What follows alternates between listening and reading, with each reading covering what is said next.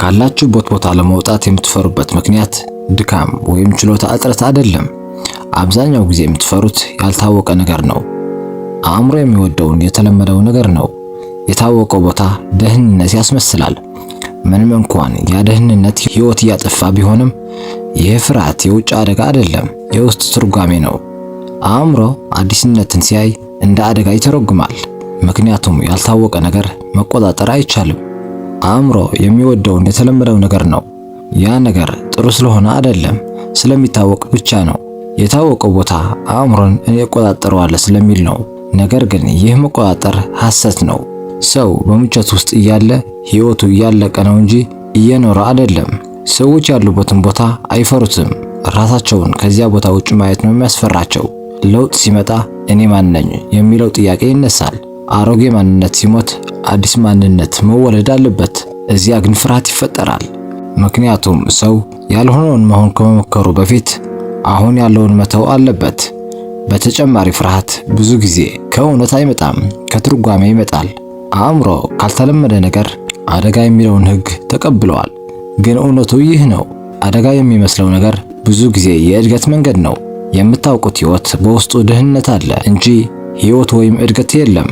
ለውጥ የሚያስፈራው አዲስ ቦታ ስለሆነ አይደለም፣ አዲስ ሰው መሆን ስለሚጠይቅ ነው። እድገት ከመንገድ አይጀምርም፣ ከማንነት ይጀምራል። ያለውን ማንነት መጠበቅ ቀላል ነው።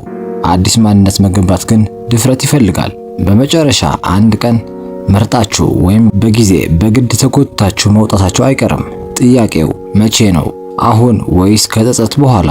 ዳንኤል ካህነማን የተባለ ጸሐፊ ቲንኪንግ ፋስት ኤንድ ስሎው በሚል መጽሐፉ እንዲህ ይላል፣ ሰዎች ኪሳራን ከትርፍ በላይ ይፈራሉ።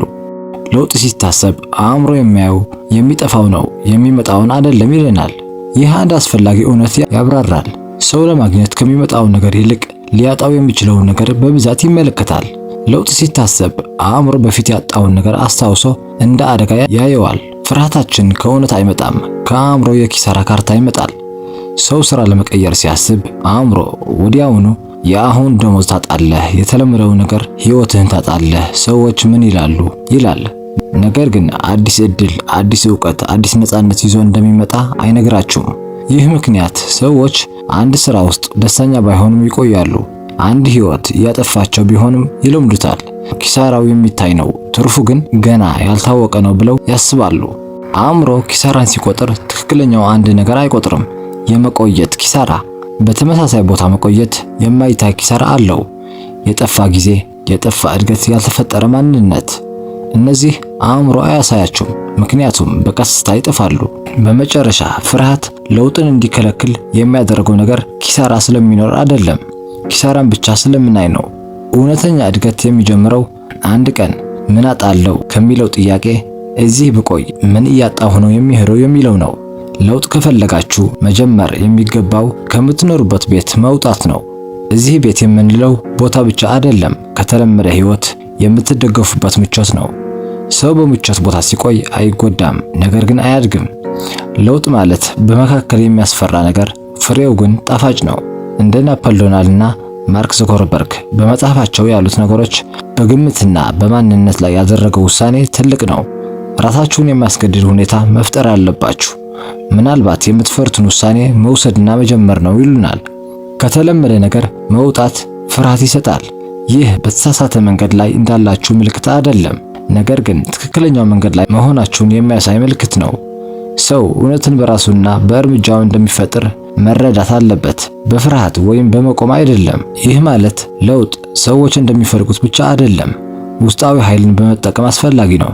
ከተለመደ ነገር መውጣት ፍርሃት ይኖረዋል፣ ግን የምትፈሩትን ህይወት ለመፈጸም መጀመር የሚያስፈልግ ነገር ነው። ተግባራዊ እንቅስቃሴ እድልን ይፈጥራል። ሰው እውነትን በእርምጃ እንደሚፈጥር መረዳት አለበት። እድገት ሁል ጊዜ ከማታውቁት ቦታ ይጀምራል። ህይወት ካለበት ከተለመደው ካልወጣችሁ ግን ይቀጥላል። ሁኔታው በራሱ አይለወጥም። ሰው ካልተንቀሳቀሰ እድል የሚባል ነገር አይመጣም። ዛሬ የምትፈሩት ነገር የምትቆጩበት ሊሆን ይችላል። ለውጥ እድል የሚሰጥ ስጦታ አይደለም፣ በድፍረት ራሳችሁን ጫና ውስጥ ለማስገባት የሚወሰድ ውሳኔ ነው። እውነት የምታውቁት ነገር ደህንነት ይሰጣል፣ ግን የምትፈልጉትን ህይወት አይሰጣችሁም። ሰው መለወጥ ሲጀምር መጀመሪያ የሚያጣው ምቾቱ ነው፣ ግን ከዚያ በኋላ ውስጣዊና ውጫዊ ኃይሎችን የሚፈጥር እድል ያገኛል።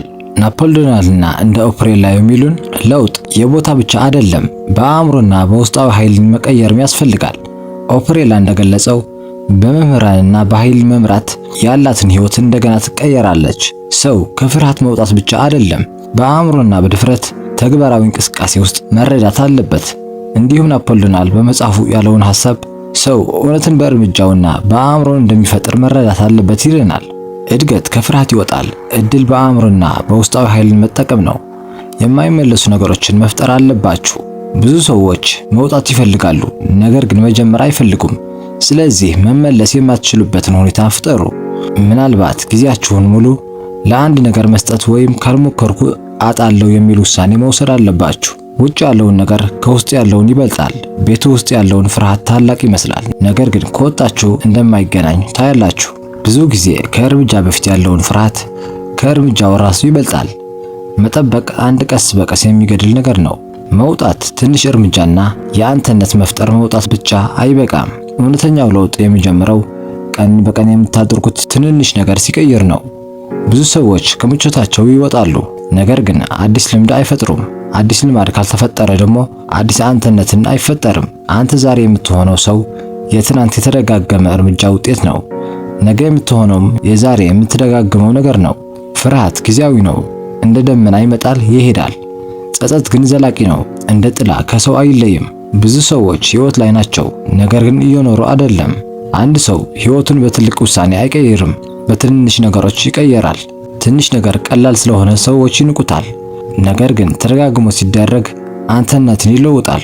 ሰው ችግሩን ለመፍታት አይለወጥም፣ እሱን ለመሆን የሚገባውን ሰው ሲጀምር ይለወጣል። አንተ ስኬታማ ልሆን ብለህ መጀመር ብቻ አይበቃም። ስኬታማ ሰው ዛሬ ምን ያደርጋል ብላችሁ ከነሱ ተሞክሮ በመውሰድ መኖር ነው የሚለውጣችሁ። እድል በሁሉም ቦታ አለ፣ ነገር ግን ለሁሉም ሰው አይታይም። የተለወጠ አእምሮ የተንቀሳቀሰ ሰው ብቻ ነው እድልን የሚያየው። ሌሎች ሰዎች እድሉ አልነበረም ይላሉ፣ እውነቱ ግን እነሱ ዝግጁ አልነበሩም። በመጨረሻ መውጣት መጀመሪያ ነው፣ መቆየት ግን በአዲስ ልምድ ውስጥ ነው። ትንሽ እርምጃ ቀላል ይመስላል፣ ነገር ግን ተደጋግሞ ሲደረግ ፍርሃትን ይገድላል፣ አዲስ አንተነትም ይፈጥራል። ለውጡ የማይመጣው ስለማትችሉ አይደለም፣ በጊዜያችሁ ስለምትታለሉ ነው። ብዙ ሰዎች ገና ጊዜ አለኝ ብለው ይኖራሉ። ጊዜ ግን እንደ ገንዘብ የሚቆጠር አይደለም። ገንዘብን እንጠብቃለን፣ ጊዜ ግን እንዘነጋዋለን። እውነቱ ግን ገንዘብ ይመለሳል፣ ጊዜ ግን አይመለስም።